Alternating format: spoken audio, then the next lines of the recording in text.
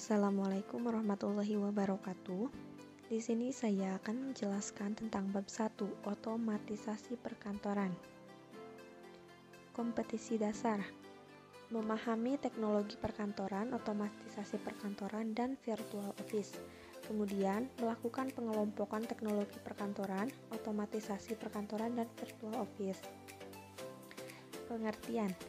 Teknologi perkantoran berasal dari dua suku kata, yaitu teknologi, yang berarti ilmu tentang keterampilan, dan kantor atau perkantoran, yang berarti sebagai tempat berlangsungnya pekerjaan kantor. Pekerjaan kantor berdasarkan artikulasi, administrasi itu meliputi kegiatan catat-mencatat, surat-menyurat, pembukuan ringan, ketik-mengetik, agenda, dan sebagainya, bersifat teknis ketatausahaan. Dalam Dr. Andes Suwarno Hadiningrat. Dampak perkembangan teknologi perkantoran. Dampak positifnya yaitu 1. Manfaat terhadap ketenaga kerjaan, peningkatan mutu tenaga kerja, meningkatkan kegairahan dan kedisiplinan kerja, meningkatkan penghasilan bagi tenaga kerja, meringankan tenaga dan pikiran pegawai. Kemudian manfaat terhadap prosedur kerja, yaitu mempercepat penyelesaian pekerjaan, menyederhanakan prosedur kerja atau memperpendek mata rantai penyelesaian pekerjaan, memperlancar pekerjaan, mempermudah penyelesaian pekerjaan. Dan untuk manfaat terhadap hasil kerja adalah meningkatkan mutu hasil pekerjaan kantor, mempertinggi jumlah hasil pekerjaan, memenuhi standar mutu tertentu, dan memperoleh keseragaman bentuk, ukuran, dan jenis hasil pekerjaan kantor. Dampak negatifnya yaitu sulit mencari tenaga kerja dengan kemampuan keterampilan tertentu, menambah pengangguran, pemeliharaan mesin yang kurang baik akan menimbulkan pemborosan.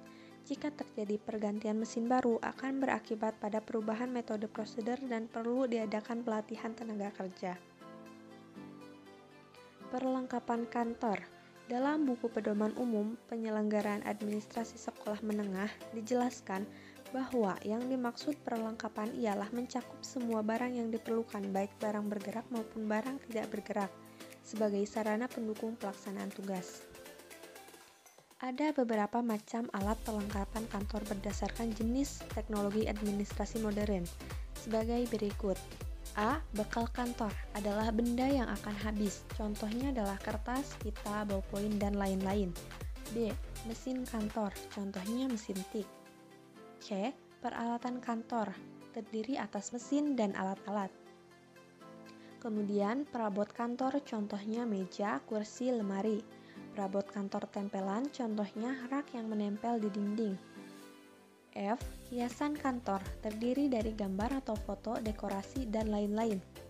Kemudian pesawat kantor, contohnya adalah intercom, telepon, faksimil, dan lain-lain.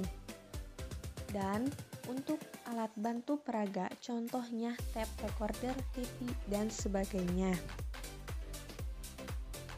B. Otomatisasi perkantoran. 1. Definisi otomatisasi perkantoran.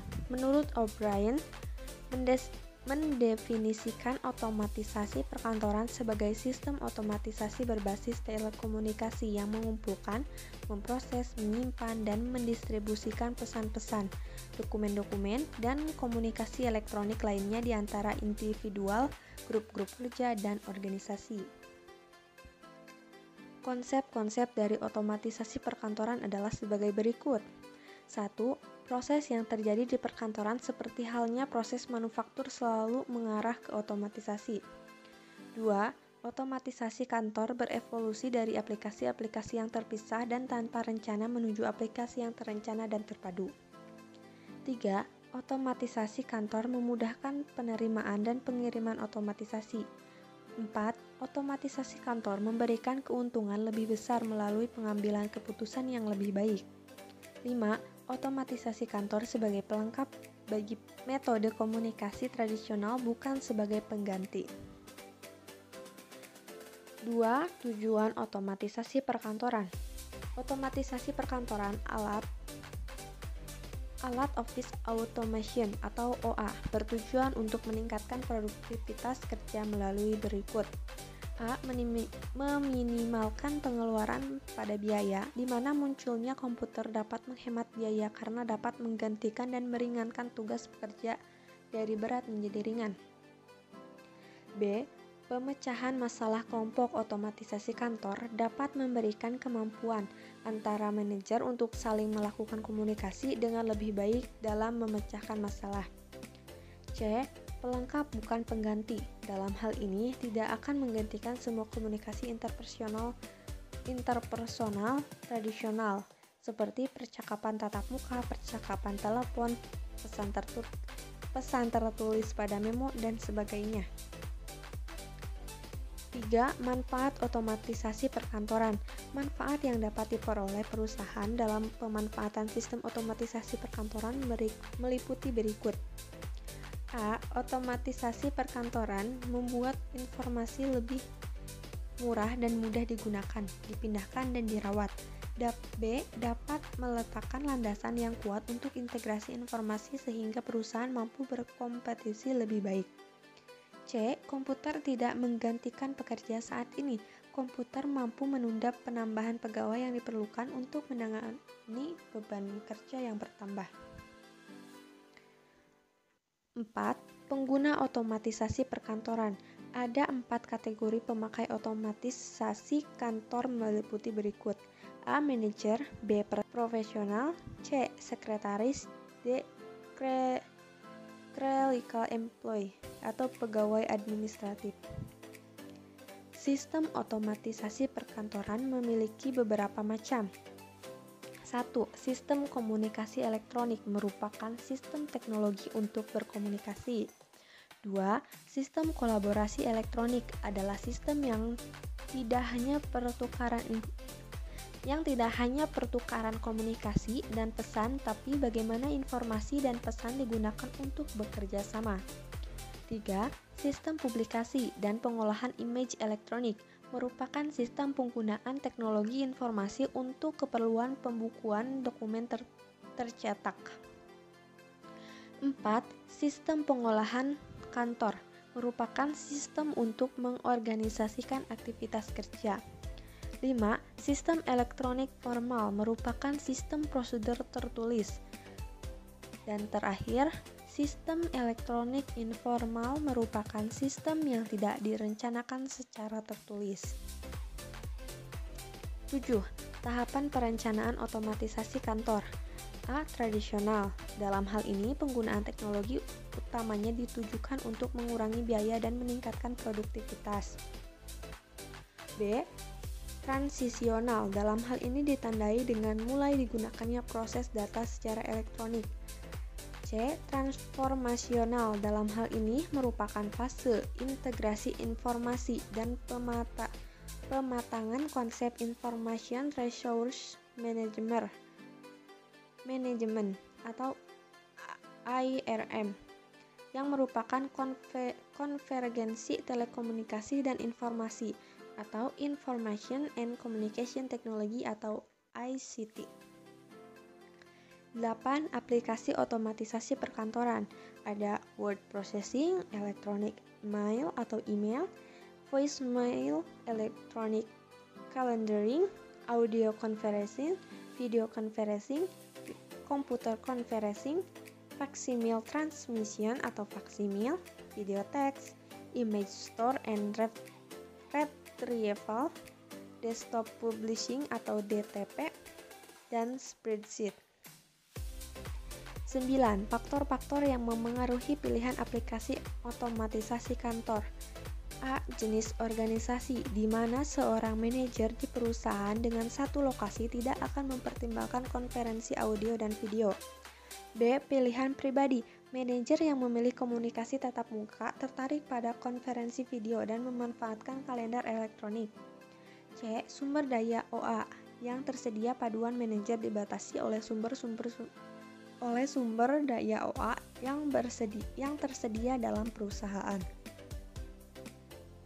10. Dampak otomatisasi perkantoran.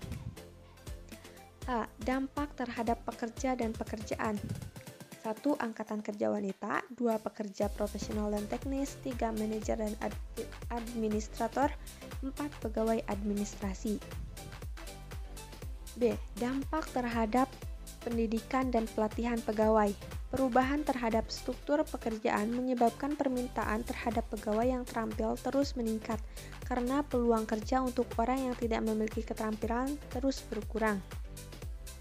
Pekerja dengan pendidikan tinggi yang terus bertambah memaksa mereka bekerja sebagai pegawai administrasi. Akibatnya, peluang kerja bagi non-sarjana berkurang dan menjadi pengangguran. C. Dampak terhadap operasi perusahaan.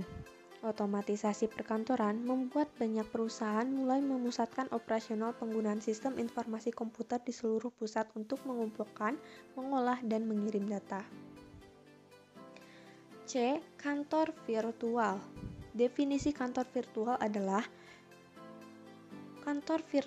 adalah sebuah ruang kerja yang berlokasi di dunia internet, di mana seorang individu dapat menyelesaikan tugas-tugas yang diperlukan untuk melaksanakan bisnis profesional atau pribadi tanpa memiliki fisik atau lokasi usaha. 2. Cara menerapkan kantor virtual, yaitu A. Menyediakan sumber daya komputer, B. Menyediakan sarana akses ke sumber daya informasi, C. Menyediakan perlengkapan non-komputer, D. Menyiapkan sarana telepon yang dapat di-forward atau dialihkan, E. Menyediakan kelengkapan untuk panggilan konferensi, F. Membuat jadwal pertemuan reguler, G. Melaksanakan urut-urutan pekerjaan secara teratur. 3. Manfaat kantor virtual, yaitu lebih fleksibel, lebih hemat, banyak pilihan pekerjaan, penghasilan tidak terbatas, banyak memiliki waktu dengan keluarga. 4. Kelebihan kantor virtual. A. Pengurangan biaya fasilitas, B. Pengurangan biaya peralatan, C. Jaringan komunikasi formal. 5. Kekurangan kantor virtual. A. Rasa tidak memiliki, B. Takut kehilangan pekerjaan, C. Semangat kerja yang rendah. Sekian yang dapat saya sampaikan. Mohon maaf bila ada kata yang salah. Wassalamualaikum warahmatullahi wabarakatuh.